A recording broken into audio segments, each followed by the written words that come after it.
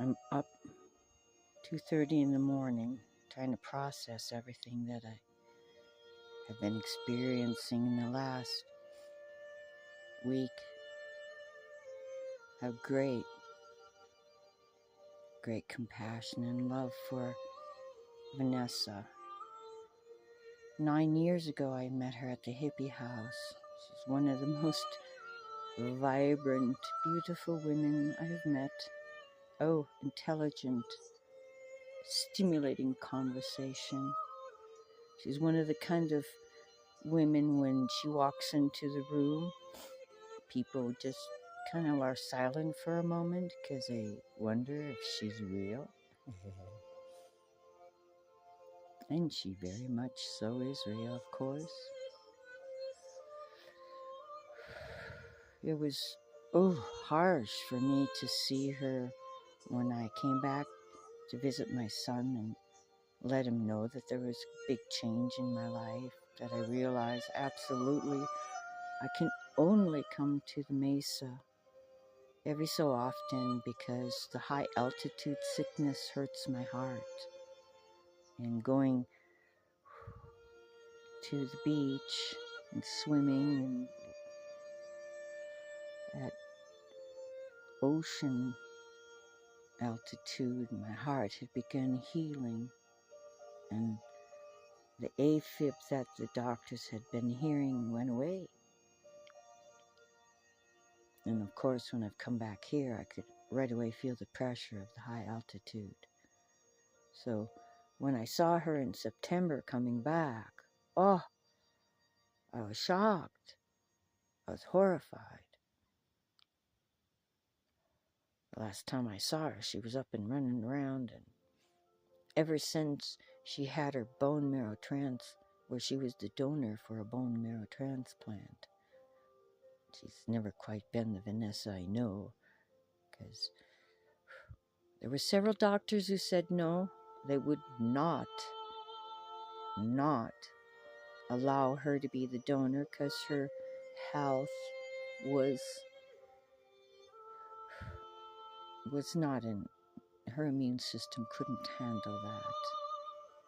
But she was bound and determined because it's for her daughter, and she loves her daughter with such the very core of her being.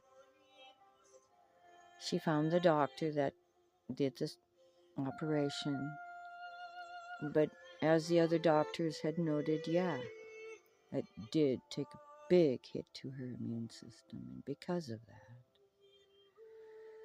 I've had to see her suffer, and I've seen her struggle and get up and improve and get better, and then bam, down she go again.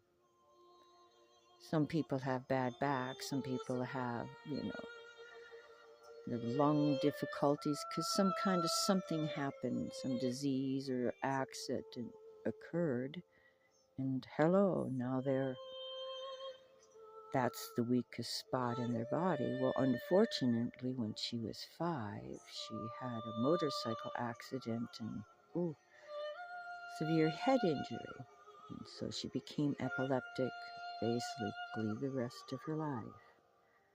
And one of the things that when her immune system is off, her brain does not work appropriately.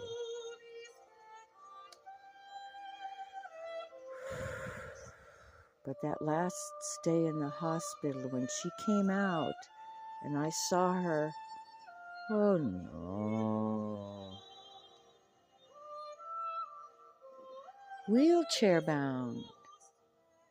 Where was Vanessa? But I could see her through all that pain and through all that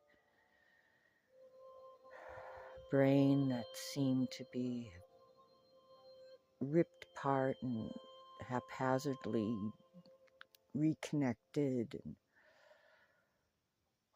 and just harsh.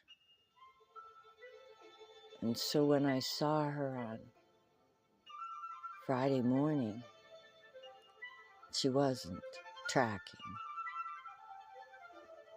I was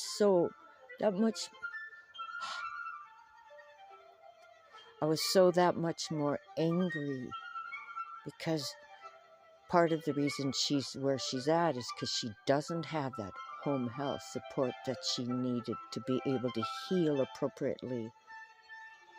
I had been a healthcare provider for the elderly and the disabled in Arkansas, one of the poorest states in the union. Yet they had these forms of services. And Arkansas still has many individuals, especially up in the Ozarks, where they still do wood stoves, no electricity, no running water. They have the pump where they have carrying water, but they're still living as if they're in the 1800s. And they're comfortable. They like it that way. That's their free will. And it's so here in New Mexico also, I have found. This unique mesa has many, many places on it like that. People choose to live, think, and operate differently than the normal Babylonian society. Me, I'm kind of like a Babylonian babe. I like my electricity coming out the outlet. Come over here and stay about 6 months and you say, ooh, I like that electricity. Sure, I'll pay the electrical bill, no problem.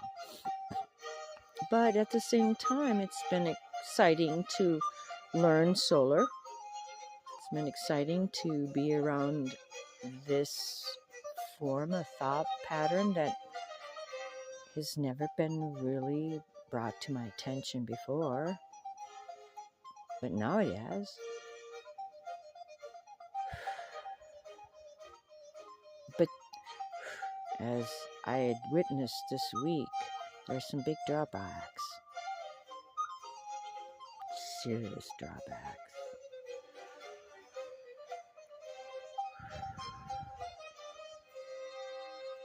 Of course, we can always do better. We always can. And that's what I'm processing this morning when I've awakened. What can I do the next time or something like that ever occurred?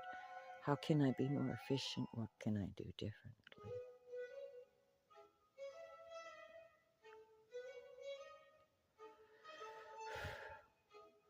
She eventually had to go to I had to call 911. After calling and seeking,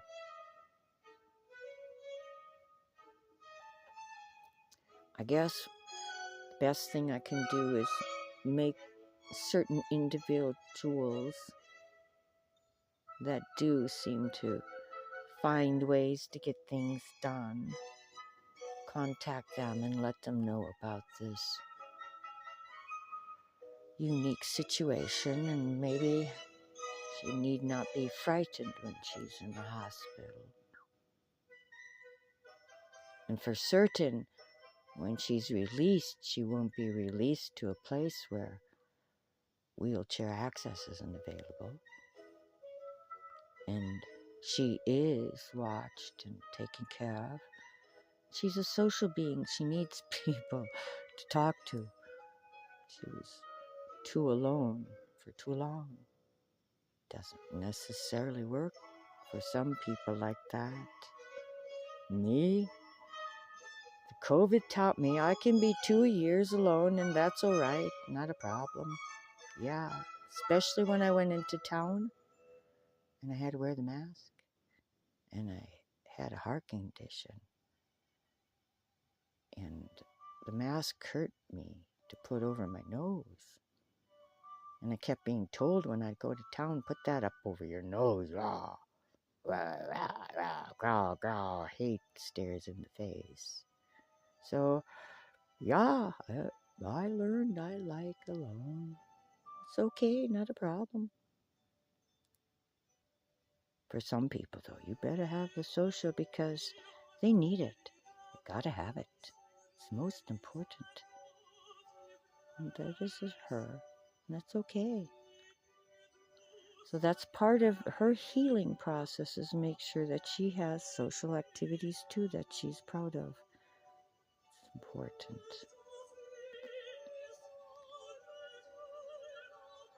So I guess more than anything, I recognize, keep a positive attitude, seek more knowledge, and all the prayers and energy can send to this scenario, oh, they're welcome. And let us see Vanessa shine like she so deserves. And as I saw her when I first met her 9 years ago. May that be so.